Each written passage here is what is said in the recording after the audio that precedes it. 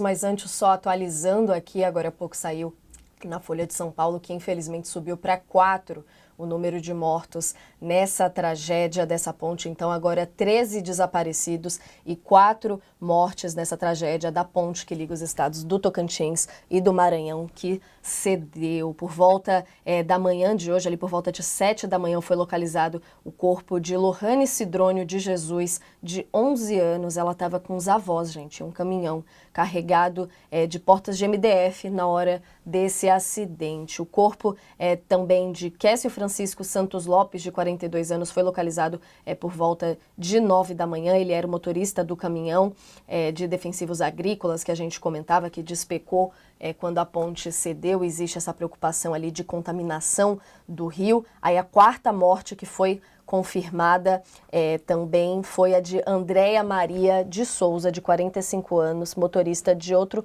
caminhão que levava ácido sulfúrico. O corpo foi localizado por volta de 11h20. No domingo, os bombeiros já tinham confirmado a morte de Lorena Ribeiro Rodrigues, de 25 anos, moradora de Aguiarnópolis. E um homem de 36 anos foi resgatado com vida já no mesmo dia, nessa cobertura que a gente vem acompanhando do fim de semana para cá. Mas, infelizmente, ainda pelo menos 13 pessoas seguem desaparecidas depois desse acidente, já de certa forma premeditado, como Sakamoto destacava aqui, incluindo aí 2 crianças entre os desaparecidos. E os bombeiros seguem, então, fazendo esse trabalho de busca, tanto os bombeiros do Tocantins quanto do Maranhão, dessa notícia triste aqui já na cola do Natal.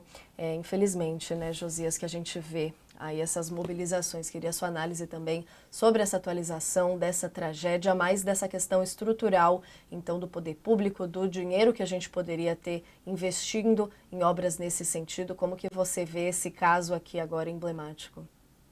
É uma tragédia, né? E o ministro Renan Filho está correndo agora para contratar a recuperação dessa ponte, né? Está falando em gastar entre 100 milhões e 150 milhões de reais para reconstruir a ponte. E o Ministério dos Transportes poderia ter recuperado a ponte, reformado a ponte por muito menos, né? 13 milhões de reais era o valor do orçamento, né? E essa inépcia custou caro aí a 4 mortos, afora os desaparecidos, né? Na tragédia dessa ponte JK. No Brasil, naturaliza-se muito a morte inatural, com extraordinária naturalidade, né? Morre-se no país de racismo, de homofobia, de feminicídio, de violência policial, morre-se do diabo. Agora, de repente, o brasileiro descobre que também pode morrer de ponte. Então, é muito impressionante esse dado que foi divulgado hoje pela Folha, né?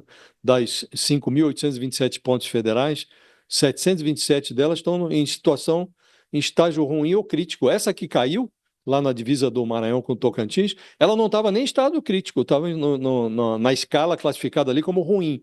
E ruiu, um pedaço da ponte ruiu, né? Com as consequências que nós estamos vendo agora. E tem outras 726 pontes nessa situação. Então, está claro que todo brasileiro tem onde cair morto, né? Inclusive nas águas do rio Tocantins. Foi, o que está acontecendo ali, o que aconteceu lá na divisa do Maranhão com Tocantins. E não há, por enquanto, nenhuma notícia sobre um plano para reformar as outras 726 pontes precárias, antes que a gente tenha mais notícias sobre a ruína de uma ponte, né?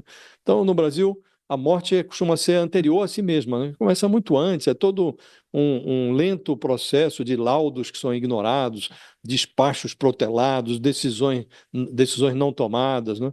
E nós estamos diante de uma expectativa tétrica. Quem vai ser o próximo morto de ponte no Brasil? Por enquanto, esse morto é só uma suposição, é um fantasma precoce que não existe ainda.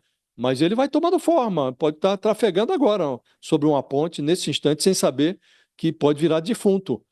Então é muito triste essa situação, né, que a gente está vivendo. E do jeito que a coisa é tratada, a manutenção da infraestrutura no Brasil é tratada dessa maneira, tudo indica que há brasileiros condenados a morrer de novo, de ponte, né? E a morte de ponte se tornou aí a meu juízo, isto é uma modalidade de homicídio, porque não é natural que a pessoa morra de ponte. Você está trafegando com o seu automóvel sobre uma ponte e de repente cai um pedaço da ponte. E, evidentemente, até o ministro anunciou a abertura de uma apuração administrativa. Tinha que abrir um inquérito policial. Isso é uma modalidade de homicídio, né? As pessoas não foram mortas por acaso, não caíram lá da ponte por acaso. Houve uma sequência de omissões. Isso precisa ser muito bem apurado e, de resto, o governo precisa providenciar a manutenção das outras pontes, né, que estão aí em estado crítico. Não estamos falando nem de viaduto, de passarela, estamos falando só de ponte. E não estamos falando também de obras que estão em situação análoga de estados, municípios. Então, é realmente a expressão que o Sakamoto utilizou até é feliz. Tem uma bomba relógio aí. E as pequenas explosões vão acontecendo.